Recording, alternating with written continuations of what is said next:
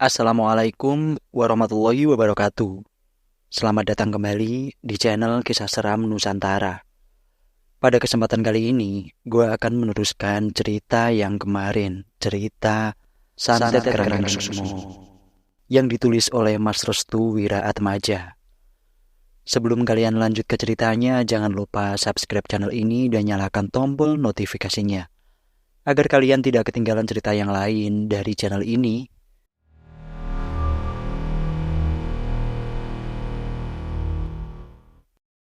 Santet Kerangkeng Sumo bagian 2. Ular Brotoseno. Raden Sengkuni dengan bangganya memperlihatkan sesuatu yang ada pada dirinya terhadap orang-orang yang ada di sekitaran. Baginya memamerkan kemampuan terhadap orang-orang lemah adalah sebuah motivasi kepada para musuhnya untuk lebih kuat lagi dalam menghadapi orang-orang secara spiritual dalam tahapannya. Kamu masih sangat muda, Raden muda, kamu masih sangat muda. Kemampuan pengaruh ruhmu masih belum bisa dikendalikan. Bagaimana jadinya jika Lowo yang ada di dalam diriku merenggut habis semua jiwa yang ada pada dirimu? Tanya Raden Sengkuni kepada Raden Rahardian. Seluruh ruangan mendadak menjadi sangat panas tampaknya. Salah satu kemampuan dari Raden Sengkuni juga bisa memadatkan suhu yang ada di dalam ruangan. Itu berarti jengges yang menjadi kekuatan utamanya adalah salah satu bagian dari kemampuan yang dimiliki oleh Raden Sengkuni itu sendiri. Perlahan Raden Suropto mendekati Raden Rahardian.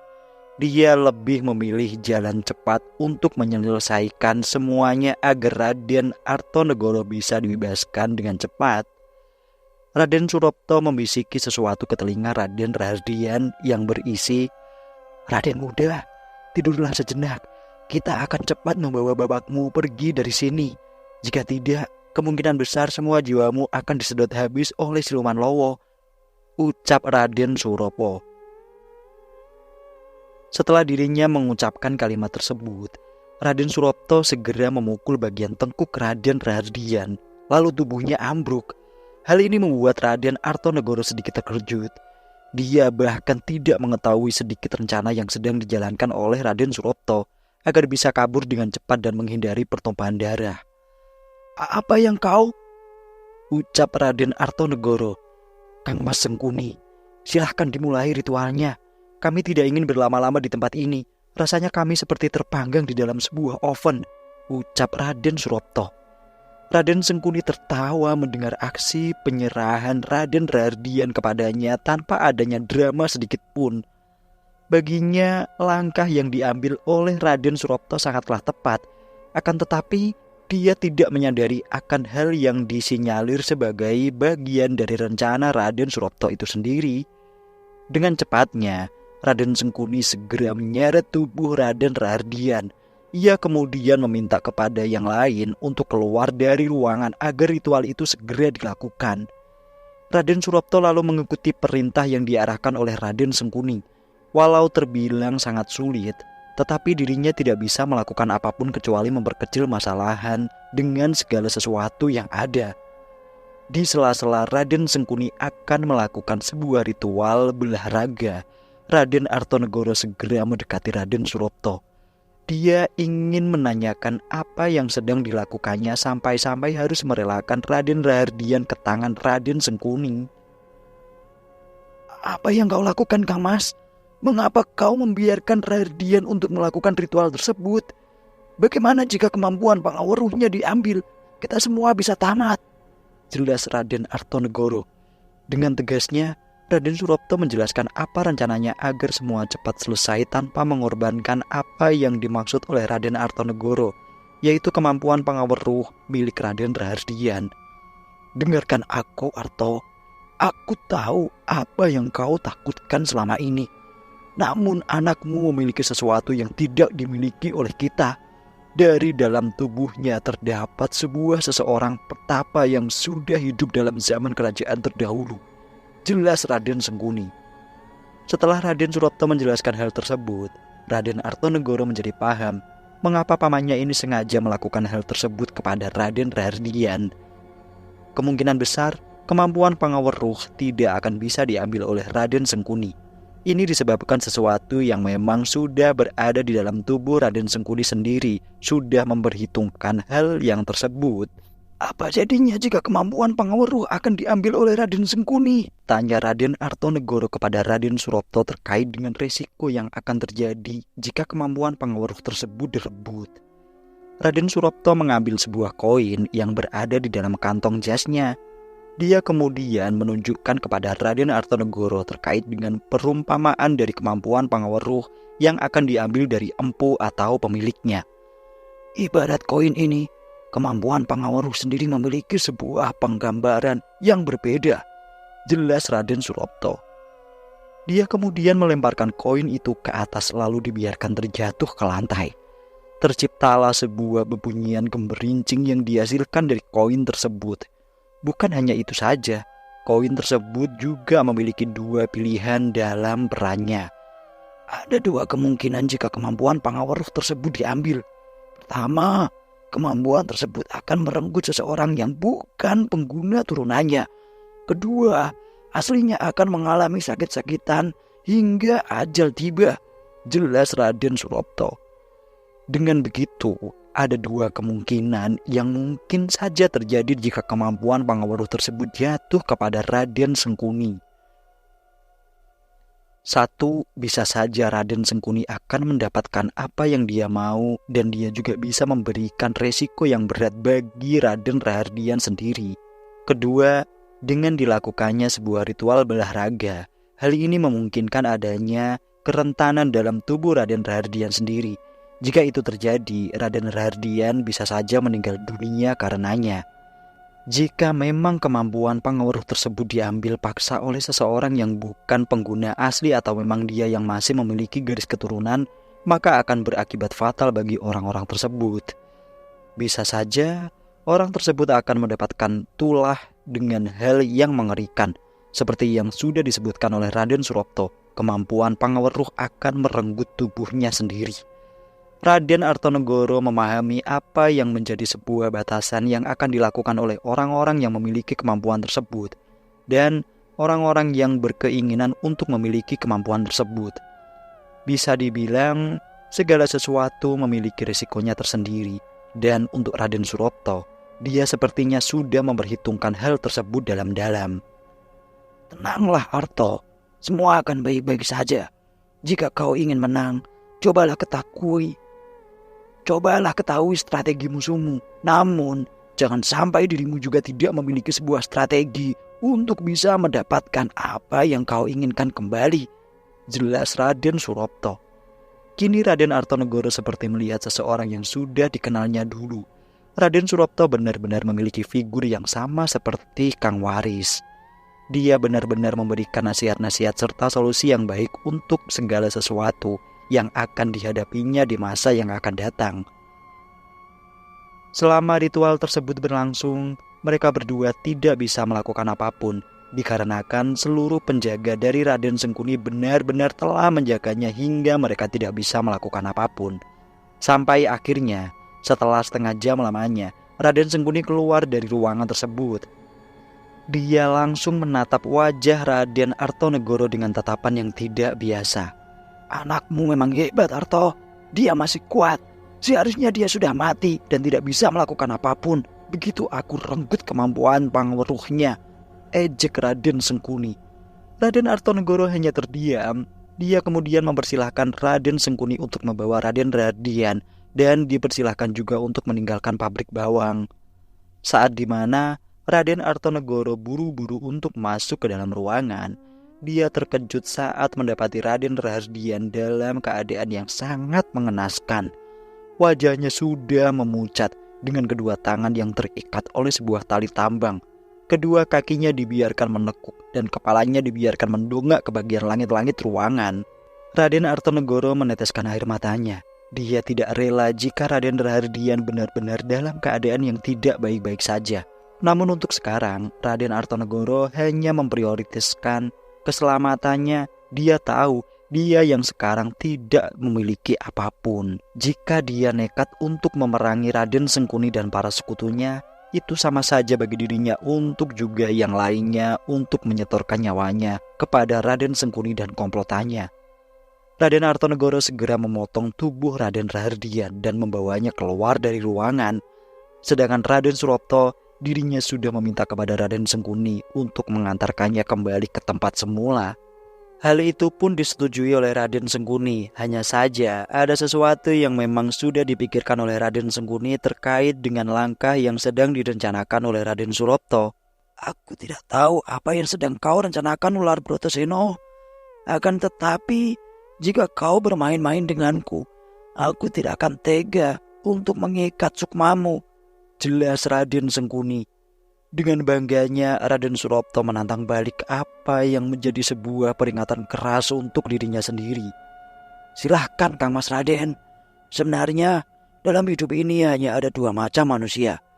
Dia adalah seorang pecundang atau dia adalah orang yang siap mati di medan perang. Kalimat itu menjadi penutup bagi mereka semua. Raden Surapto segera meminta Raden Artonegoro untuk membawa Raden Rahardian pergi meninggalkan pabrik bawang. Asal mula Siti Pangaliran dahulu, sebelum orang-orang Belanda mulai merusak semua lahan para rakyat yang sengaja menyembunyikan diri dari segala perintah dan keinginannya terhadap tanam paksa. Mereka semua berlari ke sebuah tempat yang disebut sebagai Siti Pangaliran.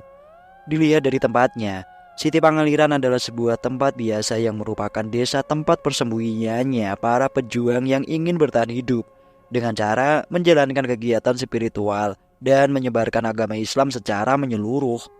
Akan tetapi, ada seseorang pengkhianat yang berasal dari Siti Pangaliran yang sengaja membocorkan terkait dengan sebuah persembunyian para pejuang. Karena hal itu tersebut, terciptalah sebuah pertumpahan darah yang begitu besar. Banyak para pejuang yang tewas akan peristiwa tersebut. Tidak sedikit penyiksaan yang dialami oleh anak kecil dan para wanita. Beberapa dari mereka yang masih perawan diperkosa secara bergilir. Lalu anak kecil dipaksa untuk membawa bebatuan besar agar tubuhnya cepat lelah lalu meninggal dunia.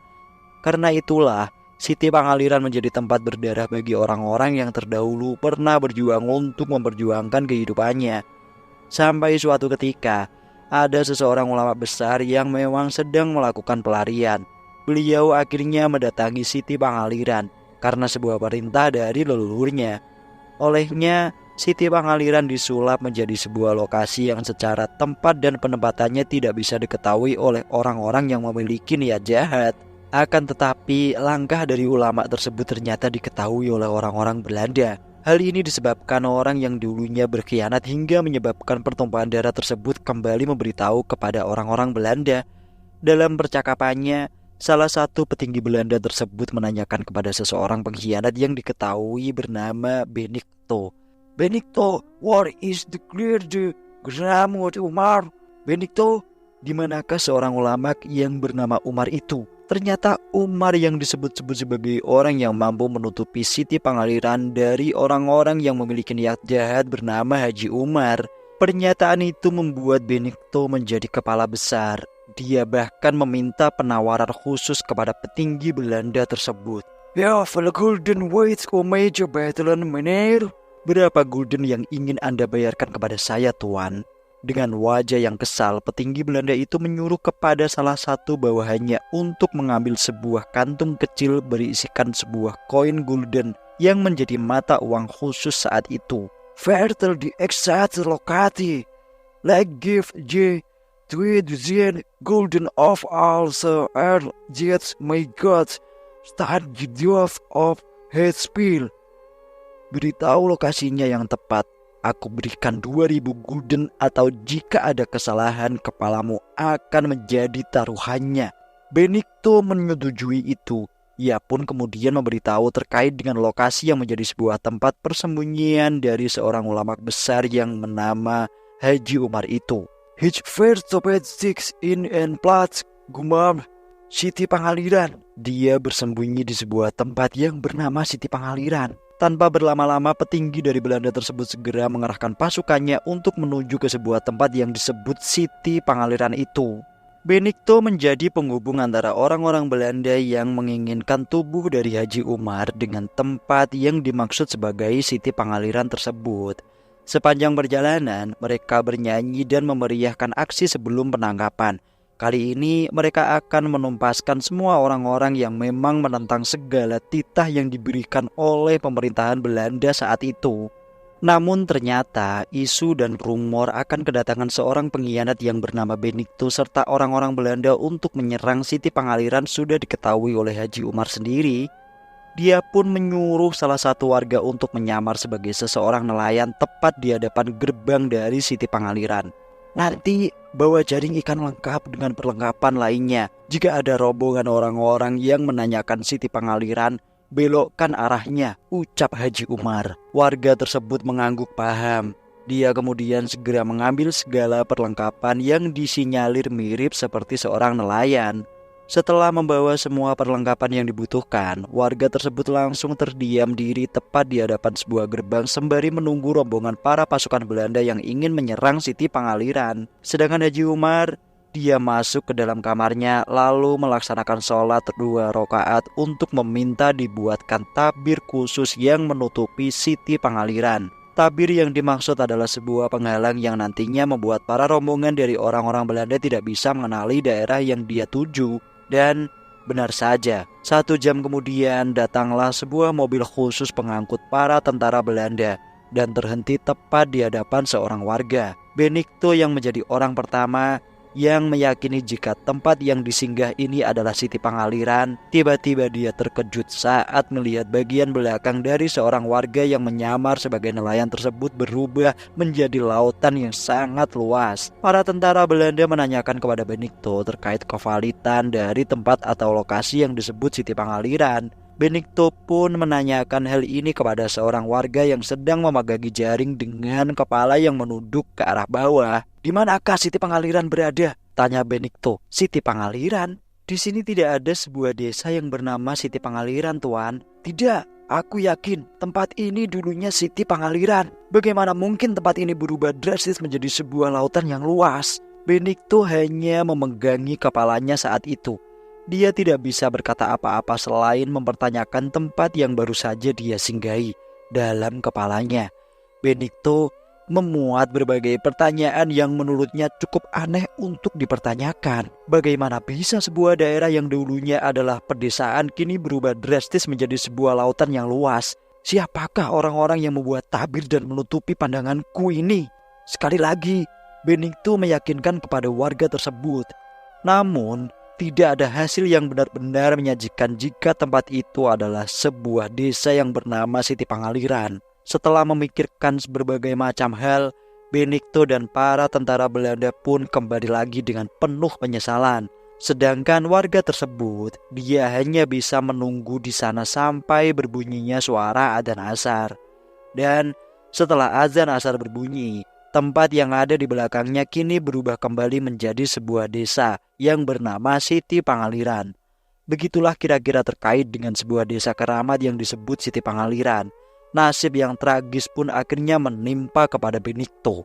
Dan dia akhirnya mendapatkan hukuman resmi dari petinggi Belanda. Nyawanya menjadi taruhan yang sebelumnya sudah menjadikan perjanjian di antara keduanya. Hingga saat itulah banyak kepercayaan yang menjadi saksi akan kekeramatan dari sebuah desa yang bernama Siti Pangaliran tersebut.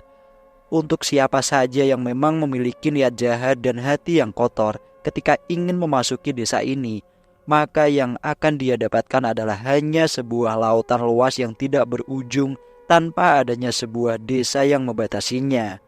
Keputusan yang tepat diarahkan oleh Raden Surapto benar-benar mumpuni. Dia membawa Raden Rahardian ke Siti Pangaliran dan membiarkan Raden Artonegoro untuk meyakinkan kepada keluarganya akan keselamatan dari Raden Rahardian yang berada di Siti Pangaliran. Keinginan ini menjadi sebuah keputusan terakhir bagi Raden Surapto ketika mendapati ambisi dari Raden Sengkuni yang menginginkan sebuah kemampuan dari Raden Rahardian sendiri, yaitu kemampuan pangaweruh yang diminati oleh banyak orang yang sangat diyakini sebagai kunci kemenangan dari orang-orang yang menginginkannya. Mereka dengan mudahnya akan menjadikan para pejabat sebagai budaknya dengan memiliki kemampuan pangaweruh tersebut. Para pejabat pemerintah yang tunduk kepadanya akan dengan segan memberikan apapun yang diinginkan oleh orang yang memiliki kemampuan tersebut. Dengan begitu, Kemampuan ini akan dijadikan ladang bisnis bagi orang-orang yang menjadikan kemampuan ini sebagai penentu masa depan bagi para pejabat pemerintah yang haus akan kekuasaan. Karena itulah mengapa Raden Sengkuni sangat menginginkan kemampuan ini. Jika dia berhasil mendapatkannya dengan sempurna, maka dia akan dengan mudahnya untuk mengambil semua peran dari para pejabat pemerintahan yang meragukan akan masa depannya. Singkat cerita, 1 minggu setelah Raden Rahardian berada di Siti Pangaliran, sudah 1 minggu lamanya semenjak Raden Rahardian dialihkan ke Siti Pangaliran, dia juga baru sempat siuman setelah 1 minggu lamanya berada di tempat yang asing dan tidak dikenali sama sekali. Wilayah yang kali ini dijejaki oleh Raden Rahardian bernuansa pesantren. Ini aku di mana? Ini sebuah kamar yang kosong lengkap dengan banyaknya kitab-kitab yang berjajar di sebuah tumpukan meja. Raden Rahardian kebingungan. Dia terbangun dengan mengenakan pakaian berwarna putih lengkap dengan sarung layaknya orang baru melaksanakan sholat. Raden Rahardian tidak mengingat apapun lagi. Yang dia ingat adalah tatkala dirinya diseret oleh Raden Sengkuni, lalu tubuhnya terangkat ke langit-langit kamar. Setelah sukmanya sudah diambil oleh Raden Sengkuni demi mendapatkan kemampuan pengawal ruh yang diinginkannya, Raden Rahardian tidak mengingat apapun semenjak itu. Bahkan setelah dia siuman, dia hanya bisa terkejut dengan nuansa baru yang dirasakannya saat ini. Dirinya seperti berada di sebuah tempat baru yang memungkinkan adanya hal-hal lain yang belum diketahui sebelumnya. Dengan perasaan yang tidak menentu, Raden Rahardian pun mencoba untuk mengetahui terkait tempatnya sekarang. Dia kemudian berjalan keluar kamar untuk melihat sekitaran. Betapa terkejutnya Raden Rahardian tatkala dirinya keluar dari kamar. Dia melihat banyak sekali orang dengan mengenakan kopiah, sarung, dan baju koko bagi para pria. Sedangkan untuk yang wanita, mereka mengenakan hijab dan pakaian sangat tertutup. Aku di mana? Tidak berselang lama, pundak Raden Rahardian ditepuk dari belakang. Dia langsung menoleh sekaligus mengarahkan bogeman mentah sebagai pelindung diri. Sabar dong Raden, ucap Mas Krishna. Mas Krishna? Aku kira tadi siapa? Jawab Raden Rahardian. Bagaimana kondisi tubuh kamu? Sudah aman kah? Sudah lumayan mas, tapi aku merasa ada sesuatu yang menghilang dari tubuhku. Entah mengapa, aku seperti melihat sesuatu yang akan terjadi di masa depan. Mas Krishna terkejut mendengar kalimat itu. Itu menandakan kemampuan pengawal ruh yang dimiliki oleh Raden Rahardian belum sepenuhnya sirna. Bisa jadi kemampuan tersebut menolak terhadap Raden Sengkuni dan membiarkan dirinya mengendap di tubuh Raden Rahardian. Kamu yakin itu penglihatanmu di masa depan? Tanya Mas Krishna. Aku yakin mas, aku melihat ada seseorang yang diikat di alam lain. Lalu di belakangnya terdapat 7 orang dengan pakaian yang bermacam-macam. Namun ada satu hal yang aku takuti. Apa itu? Mereka memiliki seorang petinggi yang aura jahatnya sangat kental, melebihi Raden Angkoro dan juga Raden Sengkuni. Apakah orang tersebut termasuk dari bagian yang 7? Tidak mas, dia berbeda sendiri. Mas Krishna lalu terdiam sejenak. Dia mencoba untuk menyimpulkan sesuatu yang mungkin saja masih ada kaitannya dengan hal yang belum dia ketahui. Menurutnya, apa yang dimimpikan oleh Raden Rahardian memang benar adanya. Sempat tersindir juga dengan apa yang dikatakan oleh Raden Sengkuni sebelumnya bahwa dirinya memiliki banyak relasi penuh terkait dengan orang-orang yang memiliki kanuragan hitam. Bisa dipastikan, ada seseorang yang memiliki kemampuan lebih besar melebihi kemampuan dari Raden Angkoro dan juga Raden Sengkuni. Mari kita bahas ini bersama dengan Kang Mas Suropto. Kang Mas Suropto, Bapak dan Ibu di mana mas? Kita sedang berada di Siti Pangaliran. Sementara waktu, kau harus dilarikan ke sini. Mengingat dengan ambisi dari Raden Sengkuni yang menginginkan tubuhmu sepenuhnya. Jadi ritual di pabrik bawang itu benar. Kau baru saja mengalami pembelahan raga. Sukmamu diambil olehnya. Tujuannya untuk menghindari hal yang serupa. Tenang saja, Tempat ini dilindungi oleh tabir yang menutupi semuanya. Orang-orang yang terkecualikan tidak akan masuk. Orang-orang yang terkecualikan? Kelak kau akan tahu tentang Siti Pangaliran. Lalu Mas Krishna segera mengantarkan Raden Hardian ke tempat di mana Raden Surapto berada. Ternyata Raden Surapto sendiri adalah salah satu bagian dari orang-orang yang berada di sebuah pesantren yang sekarang menempati di desa Pangaliran itu. Pesantren di desa ini sangat banyak, sampai-sampai setiap rumah yang dijejaki di lokasi ini hampir memiliki pesantren. Dan lokasi pesantren yang ditinggali oleh Raden Surapto beserta dengan Mas Krishna adalah sebuah lokasi yang berdekatan dengan pepohonan lebat. Konon, gerbang dari tabir di Siti Pangaliran tersebut berada di dekat pesantren yang berlokasi di pepohonan lebat itu.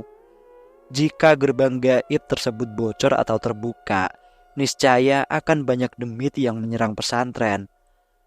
Tatkala di mana Raden Hardian mendatangi Raden Surapto, momen yang sangat tepat saat itu, Raden Surapto sedang sendirian. Dengan begitu, akan ada banyak hal yang mungkin saja diceritakan oleh Raden Surapto terkait dengan kejadian yang baru-baru saja terjadi saat itu.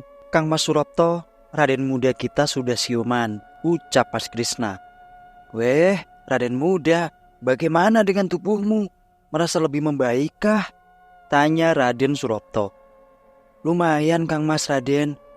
Kemari duduk, aku ingin berbicara denganmu. Mas Krishna tahu, kini giliran Raden Surapto untuk memiliki waktu berdua bersama dengan Raden Hardian. Sepertinya Raden Surapto benar-benar sangat menyayangi Raden Hardian. Dia juga adalah orang yang bertanggung jawab atas tragedi yang baru saja menimpanya. Anu Kang Mas Raden, benarkah sudah 7 hari tubuh saya terkapar? Tanya Raden Hardian. Benar, sudah 7 hari tubuhmu hanya terkapar di tempat tidur. Itu adalah hal yang wajar karena setengah sukma dari tubuhmu sudah diambil oleh Raden Sengkuni. Raden Surapto menatap wajah Raden Hardian dengan penuh kekhawatiran. Dia takut jika efek dari ritual tersebut belum juga usai. Dengan begitu, Raden Hardian akan perlahan digerogoti oleh sesuatu yang mungkin saja ditanamkan oleh Raden Sengkuni. Lalu, tempat ini, mengapa aku dilarikan di tempat ini? Kapan ibu, bapak, dan yang lainnya akan menjemputku Kang Mas? Tanya Raden Hardian dengan terbata-bata. Untuk sekarang, kau berada di sini. Sangat tidak aman kau berada di luaran. Yang aku takutkan, Raden Sengkuni kembali berulah. Kini orang yang akan menjadi incarannya adalah dirimu Raden muda. Incaran? Karena kemampuan pangaweruhku? Benar, namun itu bukanlah tujuan utama mereka. Tujuan utama mereka adalah membuatmu berbelot, memiliki sifat memberontak terhadap keluargamu. Lalu kau akan dipaksa untuk menjadi bagian dari orang-orang timur. Entah mengapa, Raden Hardian sendiri terkejut terkait dengan pernyataan yang diberikan oleh Raden Surapto terkait dengan ambisi-ambisi yang diinginkan oleh Raden Sengkuni pasca kekalahan Raden Angkoro 15 tahun silam.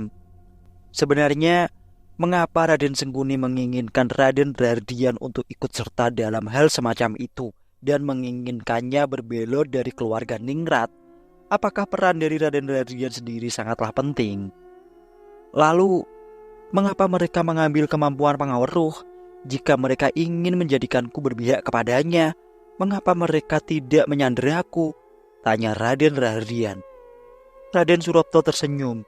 Dia kemudian meletakkan tangan kanannya ke bagian dada Raden Hardian. Sepertinya ada sesuatu yang belum diketahui oleh Raden Hardian sendiri terkait dengan penjaganya yang selama ini menjadi momok menakutkan bagi Raden Sengkuni. Di dalam tubuh yang kecil terdapat sesuatu yang besar. Penjagamu membuat Raden Sengkuni tidak berani menyanderamu. Sama halnya ketika Raden Angkoro ingin mengambil adikmu.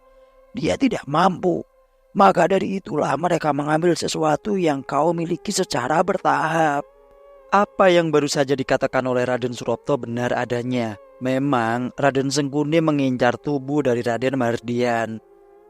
Namun untungnya Raden Rahardian masih bisa terjaga berkat sesuatu yang melindunginya, sama seperti halnya Aisyah yang dilindungi oleh penjaga yang berasal dari Trah Utara.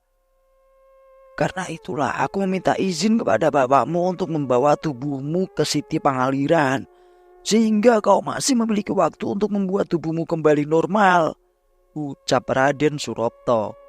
Raden Rahardian hanya terpaku diam. Kedua tangannya menggenggam kuat seperti ingin membalas dendam kepada orang-orang yang memang menginginkan sesuatu yang bukan miliknya. Namun dia sadar, dia yang sekarang bukanlah apa-apa. Raden muda ini harus mempelajari banyak hal, termasuk berguru kepada Raden Surapto terkait pengendalian kemampuan pengawal ruh yang dimilikinya. Kang Mas Raden, ada apa Raden muda? Apakah aku bisa mempelajari ilmu kanuragan seperti halnya orang-orang yang memiliki kanuragan? Tunggu dulu, apa tujuanmu mempelajari keilmuan tersebut? Aku tahu langkahku sedikit berbeda. Aku masih teringat akan seseorang yang telah menjagaku dulu. Dia tewas saat berusaha melindungiku. Andaikan saat itu Bapak mau menggunakan ilmu kanuragannya, mungkin saja Mas Jaja tidak meninggal dunia karena aku. Raden Rahardian masih teringat akan kematian dari Jaja yang menjadikan luka dalam seumur hidupnya. Baginya ditinggalkan oleh seseorang yang telah melindunginya adalah luka yang memiliki jangka waktu lama untuk diobati. Karena itulah Raden Rahardian berkeinginan untuk mempelajari kanuragan kepada Raden Surapto. Tapi apakah kau mampu Raden muda? Insya Allah Kang Mas. Selama aku bisa menjadikan semuanya aman, aku akan melakukan apapun. Baiklah, namun untuk mendapatkan kanuragan tersebut, kau harus berendam di sebuah sungai yang bernama Sungai Resik. Sungai Resik? Sungai yang sangat sakral.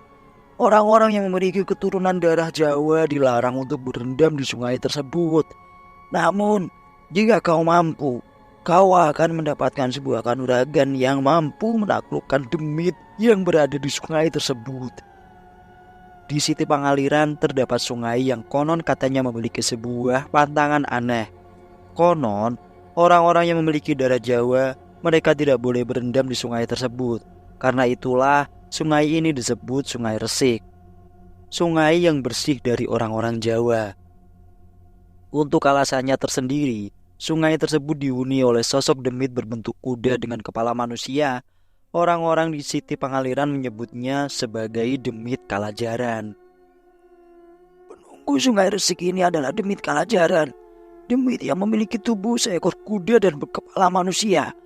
Konon katanya, jika mendengar suara dari langkah demit ini, kita tidak diperbolehkan menengok atau melihat tubuhnya. Jelas Raden Surapto. Memangnya kenapa jika kita melihatnya?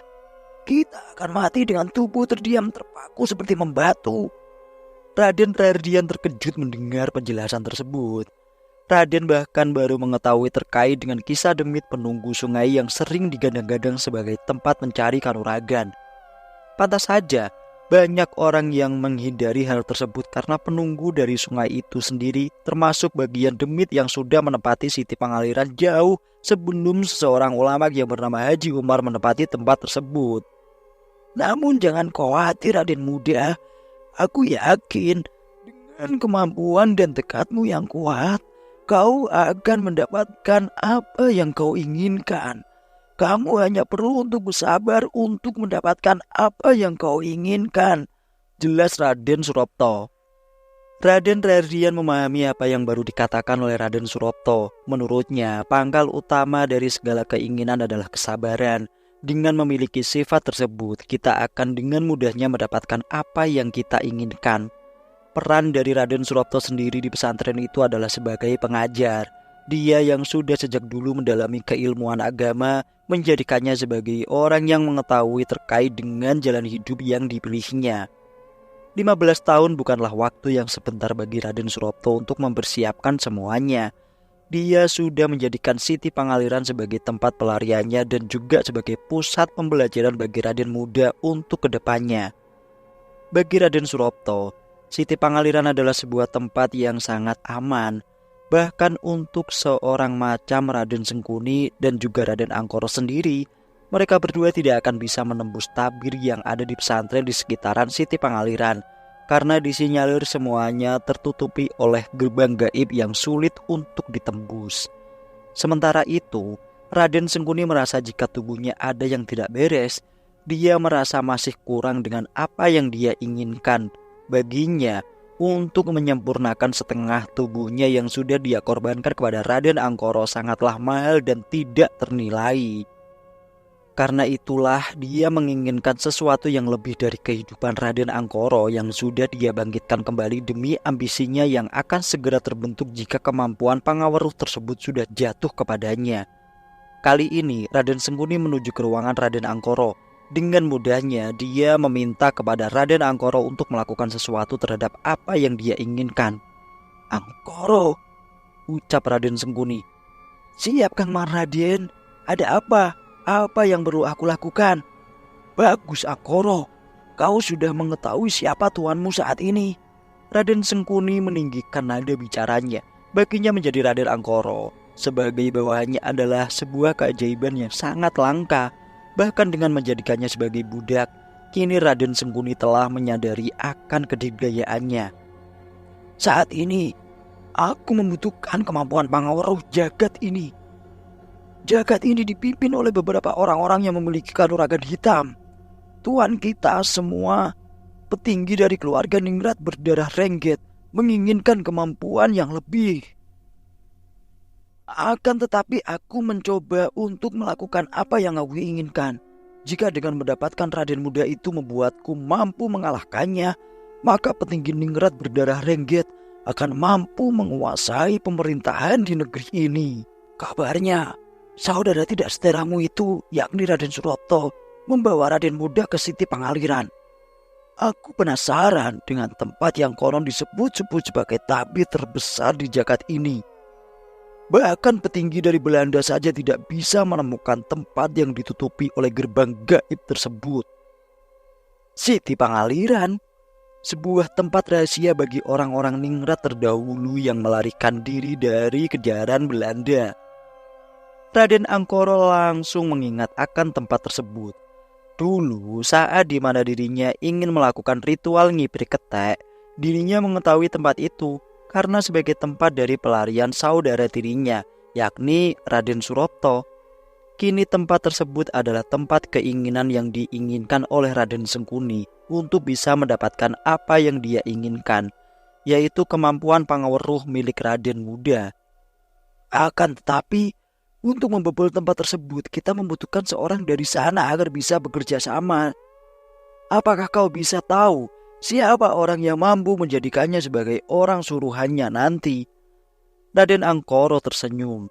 Dia disebut sebagai ularnya Brotoseno. Tentu saja, hal ini terlalu mudah baginya untuk bisa menciptakan apa yang diinginkan oleh Raden Sengkuni. Dia sudah memperkirakan target yang tepat untuk bisa membuka akses masuk dari Siti Pangaliran. Aku tahu orang yang tepat untuk membuka akses dari Siti Pangaliran. Tidak heran jika mulutmu sangat berbisa, Angkoro. Serahkan itu padaku. Rencana dari Raden Angkoro menjadi sebuah rencana besar agar dirinya bisa menyukseskan keinginan Raden Sengkuni. Akan tetapi, di balik tunduknya dia kepada Raden Sengkuni, ternyata ada sesuatu yang diinginkannya lewat impian yang sengaja digerilyakannya. Raden Angkoro ingin mendapatkan sesuatu yang ada pada diri Raden Sengkuni. Mengingat kemampuannya sudah sangat layu, Raden Angkoro ingin mendapatkan kemampuan Pangaweruh yang diinginkan oleh Raden Sengkuni juga. Jika dirinya bisa mendapatkan kemampuan tersebut, tentu saja dia akan mendapatkan sebuah sebutan yang pantas dari petinggi Ningrat berdarah Rengget yang saat ini masih menguasai negeri dan menundukkan para pemerintahan. Malam itu, langit berwarna gelap gulita, tidak seperti biasanya.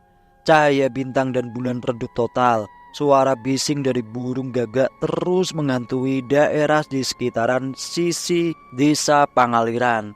Seperti biasanya, Raden Suroto menyuruh Mas Krishna untuk menyampaikan pesan kepada Raden Artonegoro. Akan tetapi saat perjalanan pulang menuju Siti Pangaliran, Mas Krishna dihadang oleh seekor monyet yang tengah duduk di tengah jalan, yang saat itu di sekitaran jalan benar-benar sangat sepi dan gelap gulita. "Ketek?" tanya Mas Krishna. Dia pun perlahan mendekati ketek tersebut. Akan tetapi saat dimana dirinya ingin mengusir monyet tersebut, tiba-tiba terdengar suara monyet-monyet lainnya yang seakan sedang mengincar dan menyuduti Mas Krishna. Mas Krishna sontak terkejut. Dia kemudian mencoba untuk melarikan diri, akan tetapi langkahnya dihadang oleh seseorang pria berjubah hitam yang sudah mengamatinya dari kejauhan. "Bagaimana kabarmu, Krishna?" ucap pria asing yang menyapanya dengan wajah tertunduk. "Kau? Jangan-jangan?" Pria asing itu membuka penutup kepalanya. Dia kemudian memperlihatkan wajahnya yang salah satu bagian matanya ditutupi oleh penutup khusus guna untuk menutupi kecacatan salah satu matanya. "Raden Angkoro, rupanya kau masih ingat, Krishna. Bagaimana kau tahu akan tempat ini? Apakah kau lupa? Dulu aku adalah orang yang kau takuti, sehingga kau melarikan diri untuk mempelajari tentang manuskrip keluarga-keluarga Ningrat di masa lampau.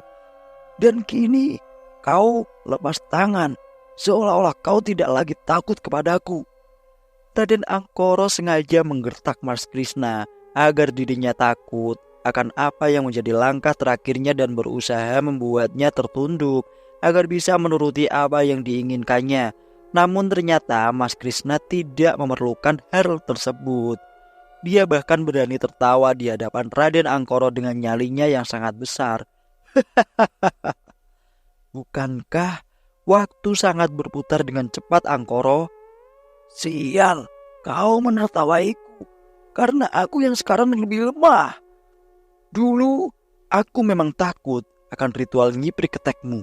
Akan tetapi semenjak aku tahu jika setelah kau dibangkitkan kemampuanmu menjadi layu, kini aku tidak lagi akan gentar untuk bisa merobohkan tubuhmu dan berlutut kepadaku saat ini juga." Mas Krishna sebenarnya sengaja mempermainkan kalimat tersebut. Sejatinya dia sangat takut. Dia bahkan tahu jika Raden Angkoro memiliki kemampuan yang di atas rata-rata manusia normal. Akan tetapi dia sengaja mengatakan hal tersebut agar Raden Angkoro merasa termakan akan perkataannya tersebut. "Kau tahu, Krishna, apa tujuanku sebenarnya mendatangimu saat ini?" Tiba-tiba suara dari Raden Angkoro menjadi lebih berat. Tubuhnya juga perlahan membesar disertai dengan tumbuhnya banyak bulu berwarna hitam yang menyelimuti seluruh tubuhnya. Tanpa disadari, Mas Krishna telah membuat Raden Angkoro selangkah menjadi lebih menakutkan dengan merubah dirinya sebagai siluman kera ireng. "Sial," ucap Mas Krishna. Dia tidak punya pilihan lain kecuali melarikan diri dari Raden Angkoro yang belum sepenuhnya sempurna menjadi ketek ireng. Mas Krishna mencoba sekuat tenaga untuk bisa menggapai Siti Pangaliran, karena di tempat itulah dirinya merasa aman. Akan tetapi belum juga dirinya sampai ke Siti Pangaliran, tiba-tiba tubuh Mas Krishna terdiam bagaikan batu saat mendapati sosok siluman ketek ireng itu sudah berada di depannya sekarang. "Angkoro, yen awamu pingin selamat, turut ke titahku. Jika tubuhmu ingin selamat, ikuti perintahku." Tiba-tiba muncul sebuah kabut yang menutupi siluman ketek itu. Tidak berselang lama, Raden Angkoro keluar dari pekatnya kabut tersebut sembari memberikan uluran tangan kepada Mas Krishna. "Jadilah sekutuku, Krishna.